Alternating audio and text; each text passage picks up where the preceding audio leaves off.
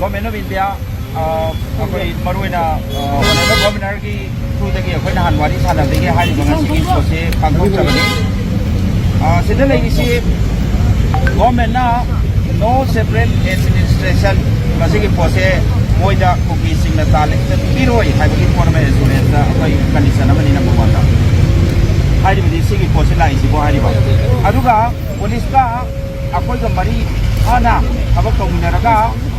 pi samusung development langa bo honda akwai ni sumateng pangba haibo pose maga peripheral area da lairiba Meitei ki sigi yumsing natraga mi singdo adugi potu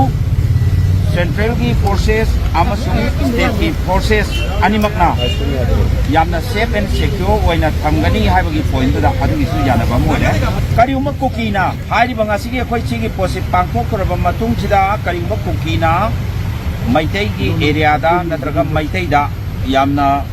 akan momongda khut tharakna so pan ke do tawraba adoi daragadi Arambai Tenggol na amona madugi retaliate tawna honam da angam ba khona tawni ba tawba apana tarokdo photo madu government so accept tawbi batai ha da adugi photo da yes hai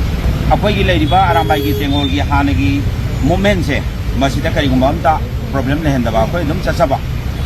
adugi photo maga ya ba lei aduga loina da sigi matak ta lei se NRC ini pom selaga ke doroga khoi Arambai gi chachaba adu kain pom lei ke adu forum da adu tawiu ha dana aduna maram oraga sigi point taruk ste da aham boina akoi 1 2 3 4 5 6 ni adigi 7 subadana leiriba NRC gi pot tudai da akoi da athuda update ama tawbiraga madugi posi NRC chana do gi process khore ha gi ponama khangan ba FMR gi ponama free movement regime gi pot tudai da makata na sangalan ba adigi border fencing ki athuda loisana bagi moi be bohona gani hai adu koi monitor tawjari adu ma tawri bri yemba loinana 1960 gi MLR Act ki pochima akoi semto kandu da madugi makata rakpada Meitei singda hena sapu piba hena kana bi ba da iduda yengchen bina bagi wari ma yana ba adu loinana akoi gi poppy cultivation gi pose yamna tuna